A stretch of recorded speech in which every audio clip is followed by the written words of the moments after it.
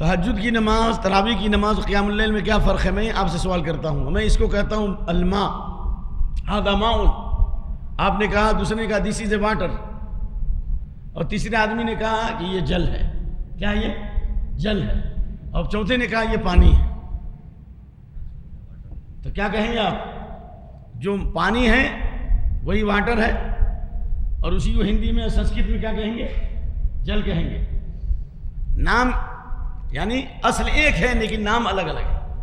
تو قیام اللیل مانے رات کی نماز، تہجد کا معنی رات میں اٹھ کر نماز پڑھنا، صلاۃ اللیل مانے کے معنی رات کی نماز، قیام اللیل میں رات کا قیام، اور تراویح کا معنی ہوتا ہے آرام کرنا، یعنی 4 رکعت پڑھ کر کے تھوڑا ریسٹ کرنا پھر نماز پڑھنا. لہذا یہ الفاظ الگ الگ ہیں، لیکن محدثین کے نزدیک تراویح، تہجد، قیام اللیل اور صلاۃ اللیل میں کوئی فرق نہیں ہے. وہی فرق ہے جو کہیں الماء ہو گیا، کوئی واٹر بولا، کوئی پانی بولا. اگر فرق ہوتا تو اللہ کے نبی صلی اللہ علیہ وسلم نے 3 دن جو جماعت کے ساتھ تراویح کی نماز پڑھی، جو بخاری میں روایت موجود ہے. پہلے دن آپ نے نصف لیل تک، اور دوسرے دن پہلے دن ثلث لیل تک، دوسرے دن جو نصف لیل تک، اور تیسرے دن آپ نے فجر تک نماز پڑھی. حتیٰ تخوفنا الفلاح، یہاں تک کہ صحابہ کو خوف ہوا کہ سحری بھی کیا ہو جائے گی؟ چھوٹ جائے گی. کچھ نہ. تو اگر تراویح تہجد میں فرق ہوتا، جو تراویح آپ نے عشاء کے بعد شروع فرمائی تھی، کب تک پڑھی آپ نے؟ کب تک پڑھی؟ سحری تک. تو آپ اگر تراویح اور تہجد الگ ہوتی تو پھر آپ اتنا وقت دیتے کہ بعد میں صحابہ یا آپ خود الگ کیا کرتے؟ تہجد پڑھتے. ایک مطلب.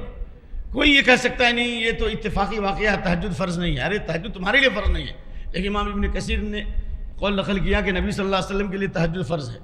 وَمِنَ اللَّيْلِ فَتَهَجَّدْ بِهِ نَافِلَةً لَكَ، پڑھیے ابن کثیر راجح قول میں اللہ نے حکم دیا، اس لیے آپ نے سفر حضر میں کبھی تہجد نہیں چھوڑی. تو تراویح اور تہجد میں فرق ہوتا تو اللہ کے نبی صلی اللہ علیہ وسلم اتنا وقت دیتے یا آپ خود گھر میں جا کے ادا کرتے، کیونکہ وقت تھا ہی نہیں. اگر نہیں یہ نبی صلی اللہ علیہ وسلم خاص ہے اللہ کے بندو، تو پھر وہ حدیث کا کیا جواب دو گے جو آپ نے جمعہ میں سنا؟ امر عمر بن الخطاب رضی اللہ تعالی عنہ ابی بن کعب بن تمیم الداری ان یقوم للناس ب11 رکعہ. عمر بن الخطاب رضی اللہ عنہ ابی بن کعب اور تمیم داری کو حکم دیا 11 رکعت نماز پڑھائیں.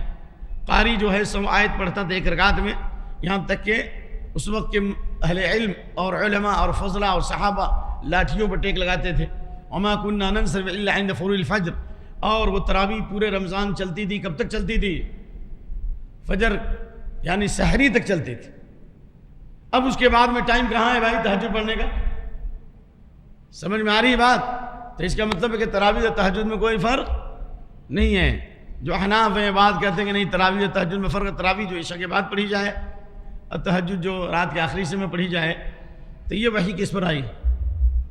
نبی صلی اللہ علیہ وسلم نے اول لیل میں بھی تراویح پڑھی ہے. بخاری کی روایت ہے کہ آپ نے 4 رکعت نماز پڑھی اور آپ سو گئے، پھر آپ نے اٹھ کر کے نماز پڑھی آدھی رات سے لے کر کے سحری تک، یا فجر کے عشاء کے بعد سے لے کر سحری تک مختلف اوقات میں آپ نے نمازیں پڑھی ہے.